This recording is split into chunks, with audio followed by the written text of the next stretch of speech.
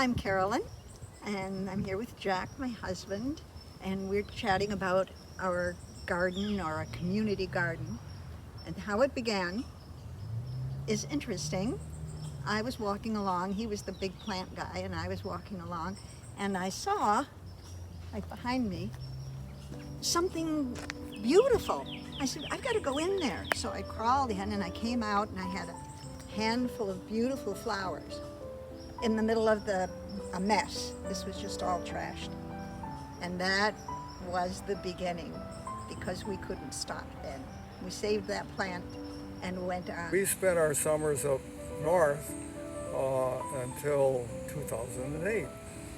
Every summer we'd be gone, and this whole area for 170 feet was just covered with these vines and scrubby stuff and weeds and whatnot. In the summer we got interested in planting a wildflower garden on the ski hill like they do in Europe. This sort of got us interested, and then when Carolyn found this plant, which we really didn't know what it was, we said, well, geez, why don't we do something like that down here and get rid of this, all this area of city property that accumulated stolen bikes and trash and all kinds of crap.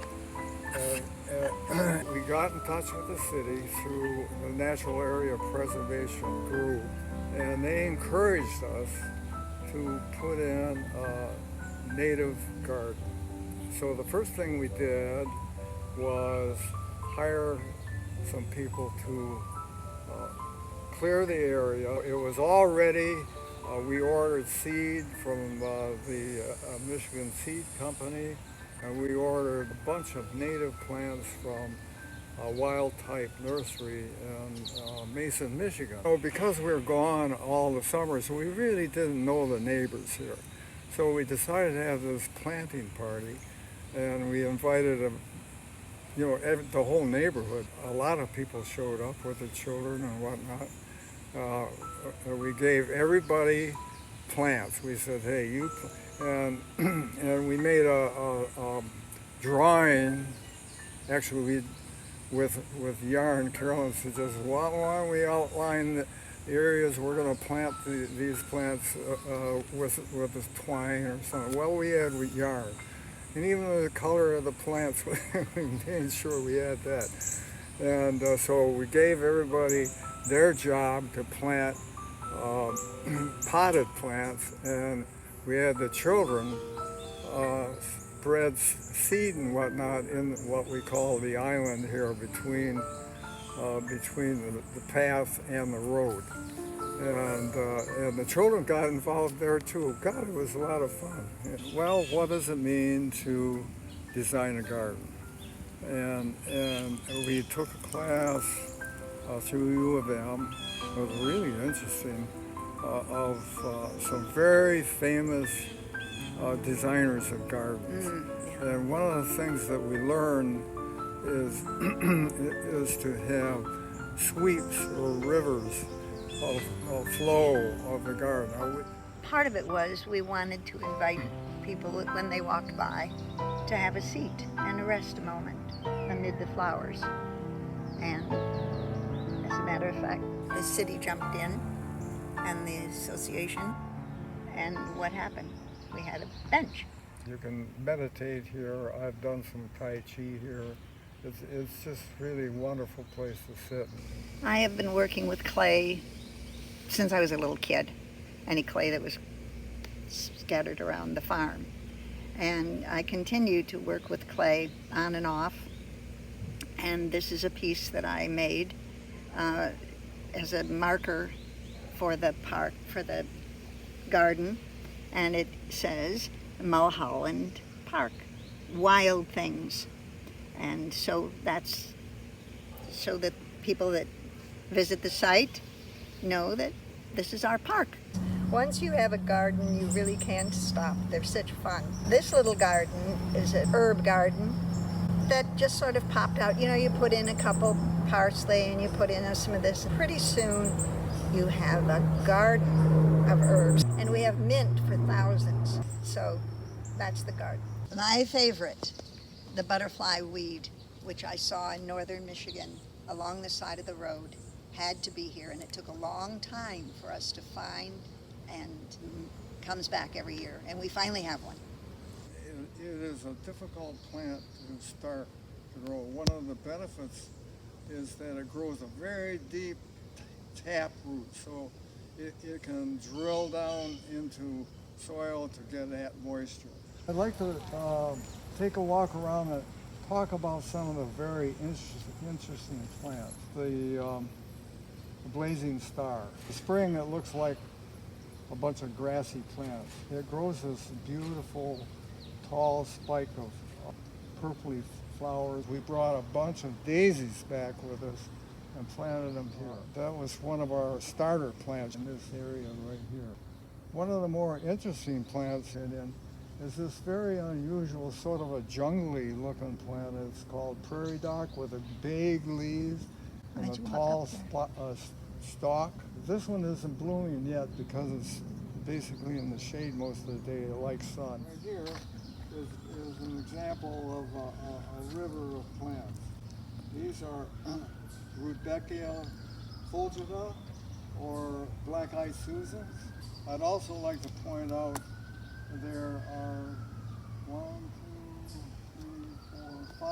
5 areas of irrigation here. We're having drier weather, we're getting hotter weather, and obviously plants need moisture.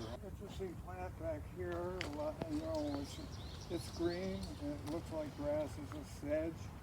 It's a sedge, and that too is sort of a river type plant. In the background, up against a very large black walnut tree, wood sunflower, golden finches really love that particular plant. They fly amongst it. I think the yellow flower attracts them somehow. Daylilies we brought back from up north.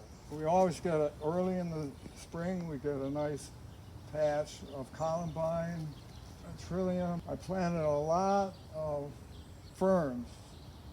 They're marginal wood ferns. Once they are fully grown, you can't hardly kill them. They'll live in any kind of dry weather. The summer phlox is here also. The plant that looks like a trident here with the fingers, the white fingers, that's Culver's root. This place is covered so heavily with weeds and everything, you could just barely see the curve sign, the park sign, and the curve sign. Oh, now we go on to the newer part of the garden here that was cleared in 2018. The rock garden was our most expensive part of this garden. It was worth it because I think it's a beautiful area here. It's just getting started. This is Carolyn's oak tree. It was about this big, just sitting here, and it's still, I've been working on it, encouraging it for several years, and it's got a few leaves. It had one leaf for several years, but now we have real oak leaves, and so this is one of my that's my favorite. Here were these beautiful red berries. We had never seen them, just hanging from the tree. And I had to go in the house and hunt around and find out that it was the eastern wahoo, and I thought I had the only one in the country until I went walking around town and came upon a park that was full of them. But I still love my eastern wahoo. We consider this portion of the garden the west garden. The first ones to bloom in the spring. And it's a trout lily. A lily bean is a beautiful yellow flower that hangs down, and next to it here we see the bellwort. A few years we split it, and then now you can see there's about 7 or 8 plants there. We have a beautiful sedge here. It's a Pennsylvania sedge. We planted about 60 plugs of this in this area here. Carolyn has worked in purple coneflowers, as well as the wild geranium. We're trying to train a shrub that was given to us by a neighbor up on top of the hill. It's a redbud. It's a native of this area, and it's coming along really well. It's been in here 3 years, and it's really starting to bloom or leaf out very nicely. As we go on, the west garden was done in 3 iterations. After we cleared this area along with the north garden, we decided that we weren't going to plant this right away, but we used a method to suppress the weeds then and in the future. Carolyn and I took as many New York Times paper that we have, put it in 3 layers all through this cleared area, and it was fallow for a year. The paper was covered with a mulch, about 2 or 3 inches of mulch, and since, after that was put in, it's really interesting that the amount of weeds in this area are really a lot less than what we see in the north garden where we didn't do that. We planted a lot of native plants in here, and